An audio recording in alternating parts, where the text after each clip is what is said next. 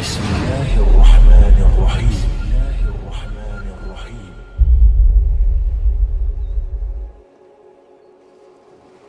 Ақыретке сенген адам ақылды адам. Ақыретке сенбеген адамды ақылды адам деп айтуға келмейді. Өйткені ақыл деген нәрсе ол жаңа Алла тағаланың босқа жаратпағаны, Алланың даналығын мойындап жатсың сен. Сол адамдарды айтып келгеннен кейін фахолафа мин баъдихим хулфун, кейін бір буын келді. Адоғуссала. Бірінші нәрсені қараңыз. Неден басталады? Азғындық, ессіздік. 5 уақыт намазды тастай бастады дейді. Жинап оқимын деді, сосын тағы бір оқылды, қалды, әйтеуір мұсылманбыз ғой енді деді.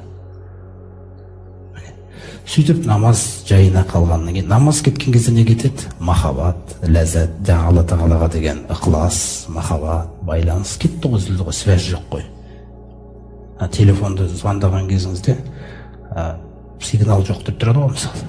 Связь жоқ, намаз болмағаннан кейін. Енді сенің связың басқа тақырыптарға кетеді. Анау жақта не болып жатыр, мынау жақта не болып жатыр дегенде сені ұстап тұрған нәрсе жоқ енді. Сен шахауатқа свободныйсың. Алла тағаладан құтылдың.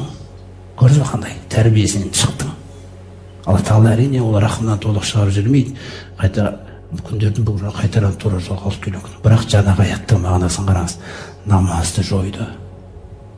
Ваттабағу шахават. Намаз кеткеннен кейін міндетті түрде мынандай іс келеді екен. Нәрсе? Құмарлықтарға ерді дейді. Әйел құмарлық, мал құмарлық, мансап құмарлық, карьера құмарлық, әдемі нәрсе деп ойлап жүр. Ешқайсысы көмектеспейді қияметте. Сөйтіп сол құмарлықтарға ере берсе, оған мәдениетті түрде ерсе болады. Мәдениетті түрде галстук тағып отырып пар алсаң болады. Көрді, бұл қылмыс емес, бұл азғындық емес. Қараңыз, кетіп қойған, бұл азғындық, анау көшеде ішіп жүрген адам ол.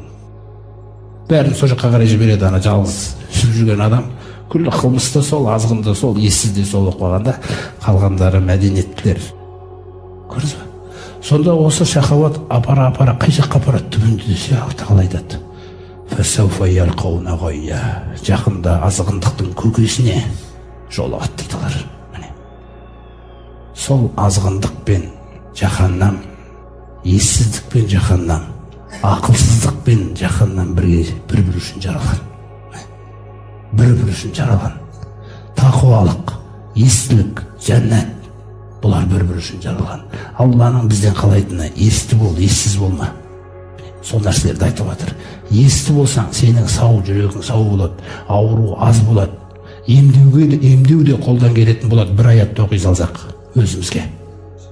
Ал егерде мен оны ессіздікке қарай бара беретін, тыңдай беретін болсам, шақырып жатқан нәпсімнің нәрселерін қиын болады емделу.